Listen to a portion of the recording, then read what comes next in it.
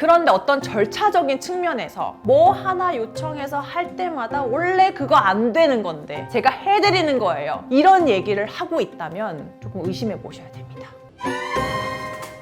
안녕하세요. 양나래 변호사입니다. 제가 변호사로서 이런 거 말씀드려야 되나 고민했던 특급 비밀을 하나 들고 왔습니다. 이름하여 변호사가 말하는 변호사들의 거짓말.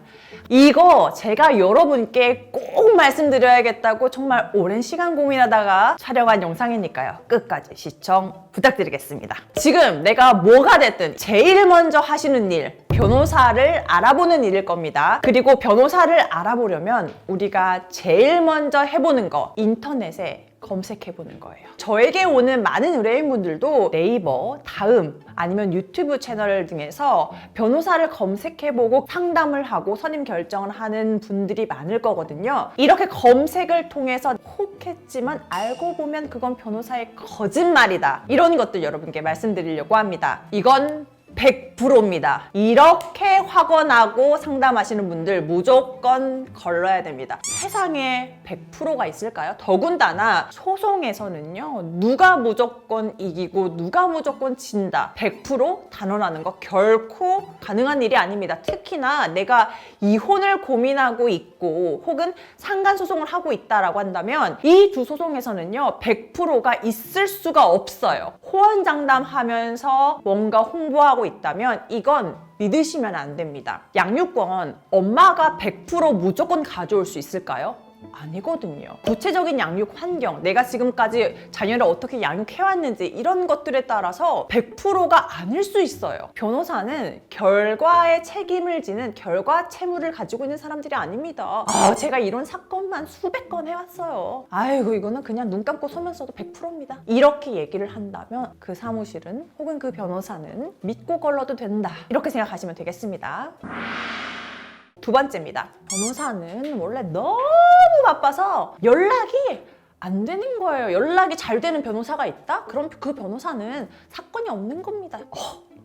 진짜일까요? 제가 상담을 할 때도 미리 의뢰인분들께 사전 고지를 해드려요. 제가 직접 연락을 하기는 하지만 재판 조정, 상담 이런 것들을 다 직접 하기 때문에 실시간으로 소통을 하는 것은 어렵습니다. 다만 연락을 남겨주시면 제가 확인을 하면 바로 콜백을 해드리든지 답장을 드리니까요. 걱정하지 말고 연락을 주세요. 이렇게 말씀을 드리거든요. 사건을 담당하는 변호사가 의뢰인하고 직접적으로 소통하지 않고 뭔가 중간에 다른 사람을 끼거나 다른 경로를 껴가지고 연락을 하다 보면 의사소통이 원활하지 않아가지고 사건에 대해서 실시간으로 대응하는 것이 불가능하고 혹은 어떤 특정 사실에 대해서 누락이 되면 소송이 불리하게 흘러갈 수도 있습니다. 변호사하고 의뢰인하고 의사소통을 하는 것은 기본 중에 기본이에요. 어떤 의뢰인분들은 사실 사건을 진행하다가 다시 저에게 오시는 분들이 하시는 말씀이 아니 변호사님 선임하기 전에는 그렇게 연락이 잘 됐는데 선임이 딱 되자마자 원래 변호사는 연락이 잘 안 되는 거라고 하면서 도리어 저한테 뭐라고 하고 연락한다고 자꾸 뭐라고 하는 거예요. 그래서 답답해서 변호사님한테 왔어요. 변호사는 원래 연락이 안 되는 겁니다 라고 얘기한다면 솔직히 이건 진짜 뻥입니다.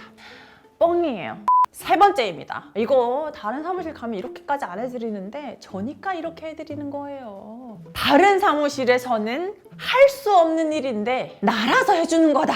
이런 얘기를 한다면 조금 의심해 보셔야 됩니다. 변호사마다 역량의 차이가 있는 것은 명백한 사실입니다. 이건 저 스스로도 인정합니다. 상대방 변호사님이 제출한 서면을 제가 보고 와, 이 변호사님은 진짜 서면 잘 쓰신다. 와, 이런 식으로도 주장을 할 수 있구나. 나도 이렇게 배워야지 하고 감탄을 하는 변호사님이 있는 반면 또 어떤 경우에는 아니 이거 진짜 변호사가 적은 거 맞나? 왜 이걸 좀 이상하게 주장을 했지? 이렇게 느끼는 경우도 있거든요. 변호사마다 역량의 차이가 있는 것은 분명합니다. 그런데 어떤 절차적인 측면에서 뭐 하나 요청해서 할 때마다 원래 그거 안 되는 건데 제가 해드리는 거예요. 이런 얘기를 하고 있다면 조금 의심해 보셔야 됩니다.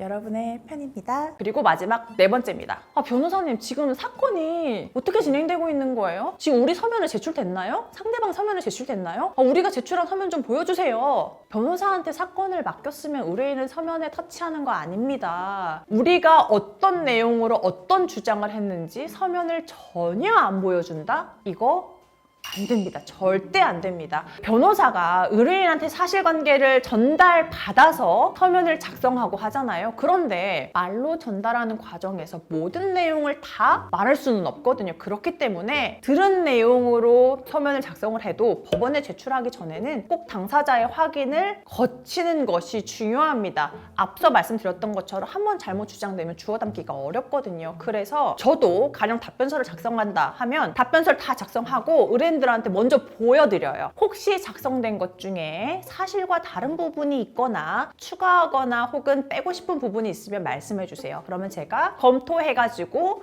반영할 수 있는 부분을 반영하겠습니다. 이렇게 말씀드리거든요. 그런데 내가 사건 진행되는 와중에 내 사건이 어떻게 진행되고 있는지, 내 서면이 어떻게 제출됐는지 보여달라고 해도 원래 안 보여주는 거고 변호사한테 위임했으니까 변호사가 알아서 다 처리하는 거다. 이렇게 얘기하고 있다면 이건 솔직히 귀찮아서 하는 거짓말일 확률이 매우 높습니다. 오히려 저 같은 경우에는 일부러 더 서면을 보여드리거든요. 그래야 안전하잖아요. 제가 확인 안 받고 제출했는데 나중에 변호사님 저 5월 11일 거기 안 갔었는데 왜 갔다고 쓰신 거예요? 이러면 정말 큰일이 나는 거잖아요. 그래서 저 같은 경우에는 무조건 제출하기 전에 반드시 본인의 확인을 거치거든요. 이것도 반드시 강력하게 요청하셔서 서면 내용 확인하셔야 되고요. 원래 누가 어떤 변호사가 서면을 보여주냐, 진짜 안 보여주는 거다 이렇게 너무 뻣뻣하게 나온다 하면 전자소송 사이트에 내가 내 사건 등록할 수 있거든요. 조금 절차가 어렵기는 한데 그래도 못하는 거 아니에요. 그러니까 전자소송 사이트에 직접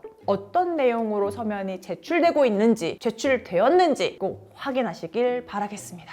변호사가 얘기하는 변호사의 거짓말 여러분께 소개해드렸는데요. 이런 거 다 소개해도 괜찮나요? 네, 괜찮습니다. 전 거짓말을 하지 않으니까요. 네, 여러분께서 소송을 진행하시고 혹은 진행하기 전에 변호사를 선택하는 과정에서 착오가 없이 좀 더 원활하게 변호사를 선임하셨으면 하는 마음에 준비한 영상이니까요.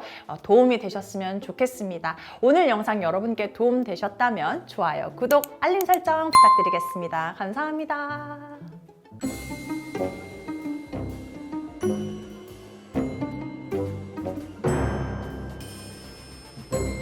뭐?